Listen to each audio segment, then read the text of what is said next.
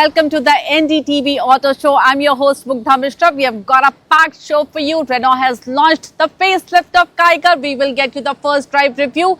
Indian Motorcycles has launched Scout Sports and many more. We will get you all the updates. Maruti has started the production of its EV, e-Vitara. So there's a lot to look forward to. But first up is Toyota Land Cruiser 300. Mohit Bharadwaj gets you the first drive review. This is Toyota Land Cruiser, and people don't buy it just for the sake of style. They buy it for two different reasons. One, to cement your status symbol in the society, and second, this car can take you anywhere but can bring you home without breaking a sweat. Now this one is the GR Sport iteration of the LC30. Now what is special about it, we'll know in this episode. While Land Cruiser is a good looking car, the GR Sport has a more sporty and off-roady vibe to it, thanks to the blacked out grille up front, and they have also deleted the Toyota logo. Why? Because they wanted to spell it out. Also, it gets smaller 18-inch wheels done in black, a lot of GR Sport badging around the car, and while you will come here around the tail, you will see there's another GR Sport badge over here. Now both the bumpers on the front end and the rear end are new for better approach and departure angles. And talking of size, this car is 5 meters long, it is 2 meters wide and almost 2 meters tall. And also it comes with a ground clearance of roughly 230 millimeters, while the turning diameter is humongous, 12 meters. And what that means in terms of road presence, you will never have a heartbreaking moment in your life. So once you are inside, the Land Cruiser doesn't take a lot of time to make you realize that you're sitting atop a mountain. In fact, it is so spacious that any 1 BHK in Mumbai will have lesser carpet area than this car.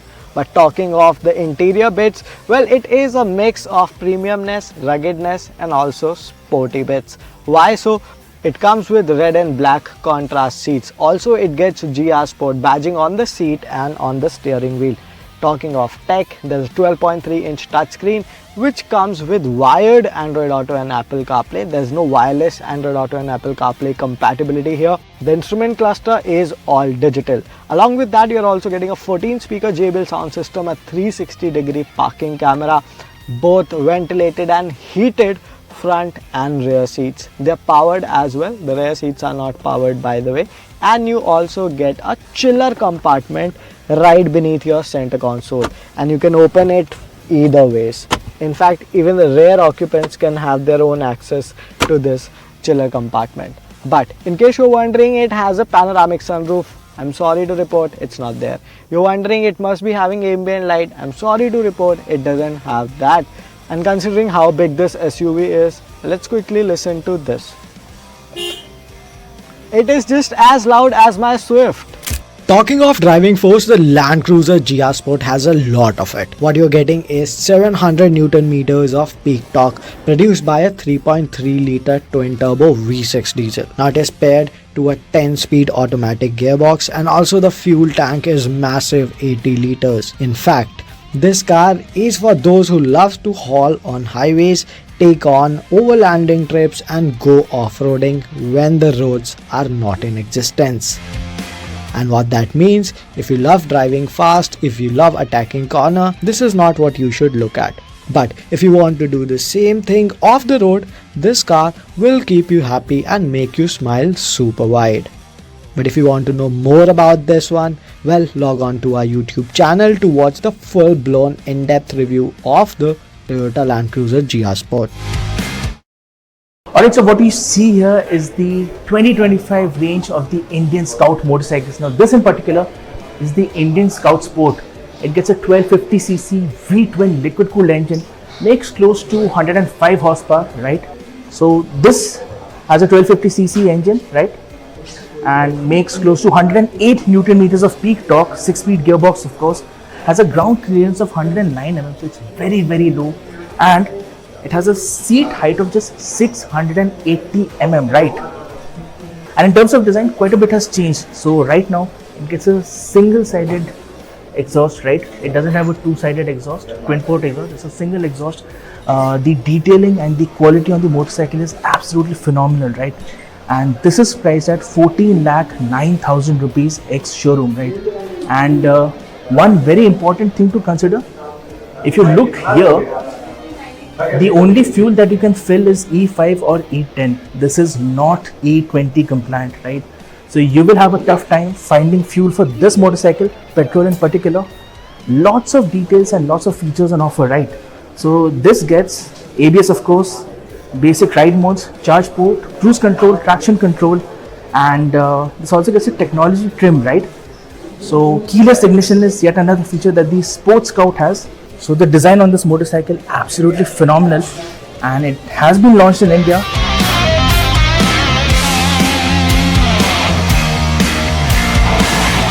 So along with the bigger Scout range, Indian Motorcycle has also launched the 2025 Indian Scout 60 range of motorcycles here in India.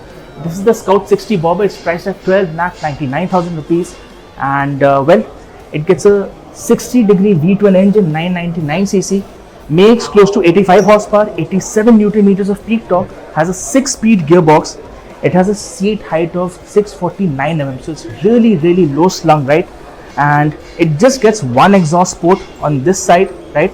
Doesn't get dual exhaust ports as before, and it has a ground clearance of 109 mm, so it's very low slung, so you have to be very careful on speed breakers and potholes, right? So let me tell you something very important about this motorcycle. If you focus here, it only allows for E5 and E10 petrol, right? It doesn't allow for E20 fuel, so you have to be very careful when you're filling up petrol in this motorcycle, and it's going to make life very challenging, right? And if you look at the overall design, it looks absolutely brilliant, has a very meaningful, bold, low slung design, right? What are your thoughts on the 2025 Indian Scout Bobber 60?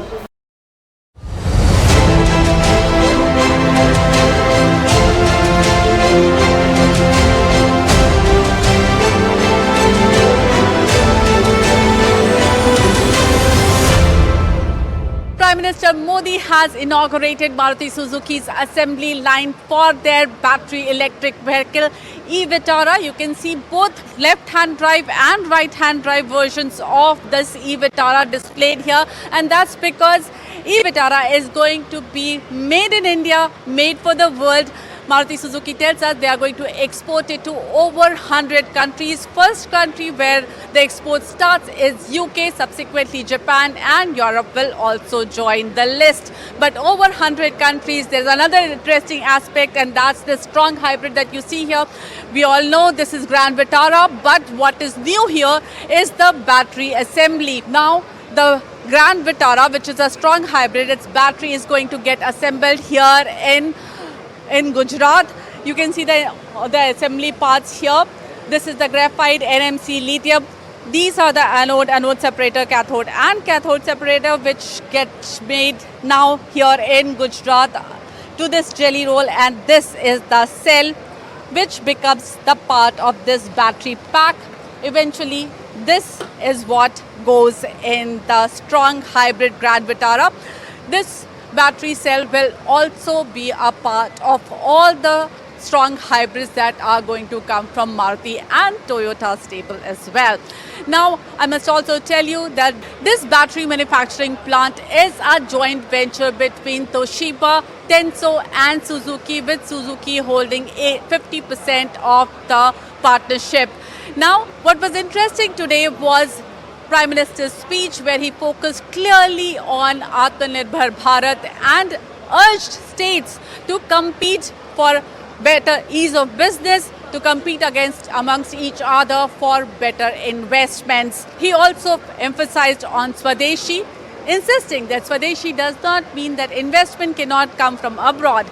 Investments can come from all over the world, but the sweat, the blood of Indians should go into the manufacturing process, clearly focusing on improving India's manufacturing prowess.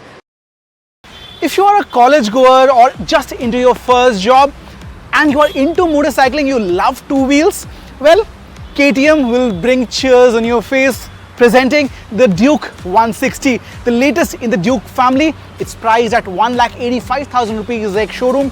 Promises a whole lot of features, performance, styling that impresses. But does it really make sense to make it your first motorcycle? We'll try to answer that in today's video. Let's start with the design. It's a typical Duke with sharp lines and edges. All LED lights have been used. Front lights are sharp as usual. The instrumentation borrows itself from the Duke 200, which means it's a LCD display packed with features. However, it misses out on the colors and precision that you see in the 250 and 390 lineup. The fit and finish levels are satisfactory. At places, I found it better than Duke 200 as well.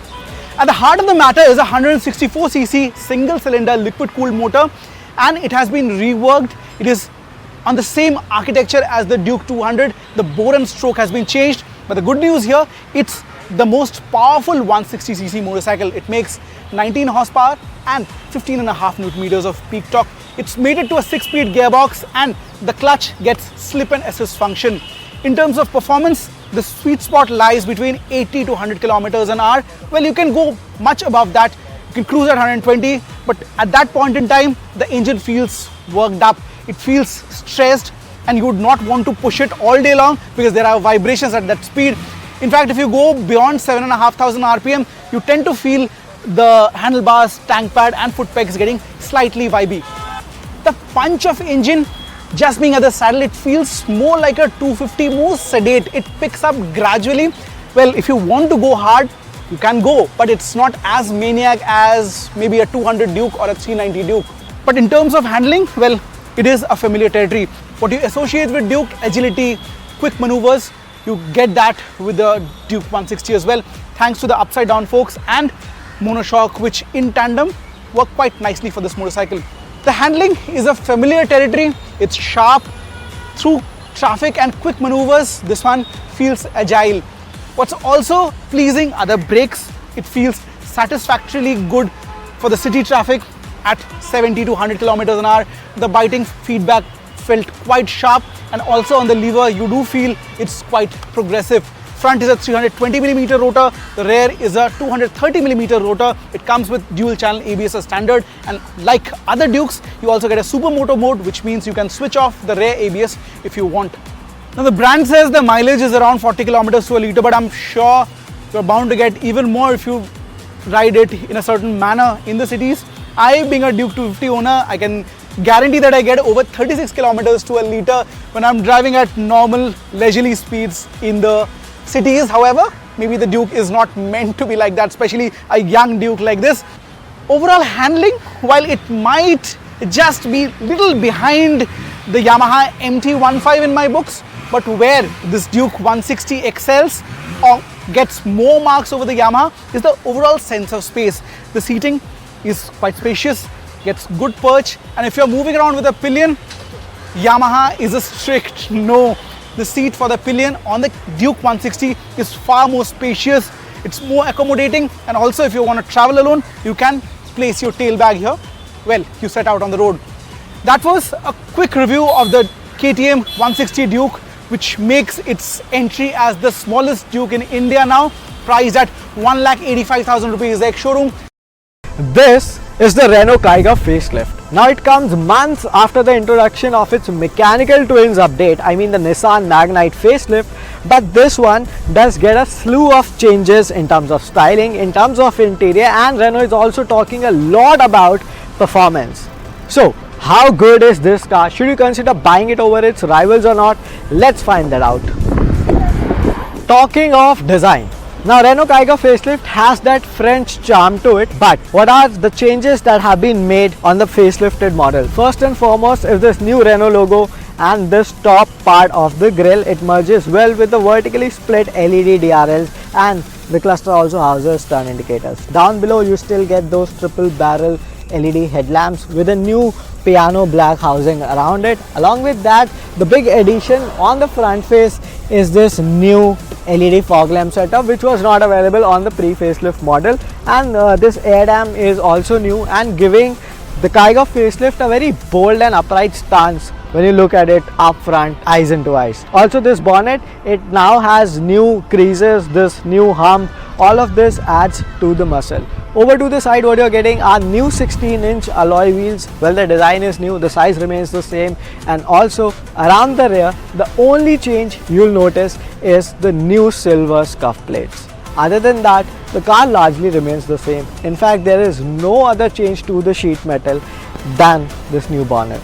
Well, getting inside the Kiger facelift is easy, but the doors, they don't close with a solid thud. And also, talking of changes on the inside, you now get a new seating upholstery which gets a lighter grey shade along with the yellow 2D logo of Renault.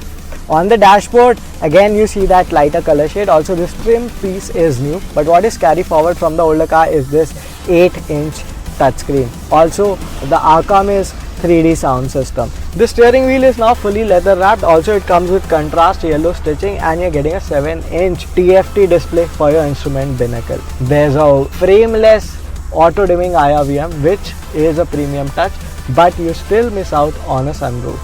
There is 360-degree parking camera and ventilated seats option on the list in the Kiger facelift, but I think that the touch panel's intuitiveness could have been slightly better. Although the ventilated seats work really fine, but you still miss out on the option of a powered seat, at least for the driver for that matter. And there are a few things that are really odd on this car. For example, the way you can lock and unlock the doors, that reminds you of the retro charm of Maruti 800. And on top of that, another thing that I found a little bit odd is the way how you operate the cruise control. That is also slightly weird. But Renault says it gets the best in segment rear knee room of over 222 millimeters. And that being said, it is also getting a boot space of 405 liters. How it is to drive, let's find that out. Now the Kiger continues with its existing powertrain choices. So there is 1 liter naturally aspirated motor and 1 liter turbo petrol motor. We're driving the latter. It's more powerful, 100 horsepower on the tap is what you get. Now, talking of, is there any major change in terms of driving dynamics? Well, no. It feels roughly the same. However, it's only on the NVH side that you feel that the car has been worked a little bit. So it's not as thrummy or say as vibey as it used to be. So that's a good thing about it. But it manages to retain all of its good characteristics which were there even earlier as well. For example, the handling, it feels quite composed, and it also comes with quite active safety assist like vehicle stability control, traction control and stuff. I found the stability control to be a little more intrusive for my liking, but it manages to keep your lines tight if anything. And the suspension also offers a great balance of ride and handling. And that being said, the Kiger comes out as quite a dynamic car in its segment. I just think the manual will be a better gearbox for those who love driving, but CVT is for those who are more of city dwellers and want a gearbox that is smooth if anything. And this one actually manages to control the rubber band effect to very large extent. And Nissan says that it comes with a Steptronic function, how they call it is Xtronic, and it is quite smooth affair, I would say.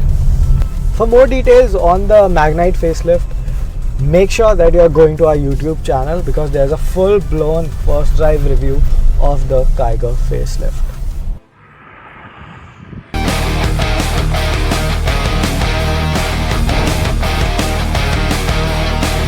TVS Motor has launched its latest electric scooter in the Indian market called the Orbiter.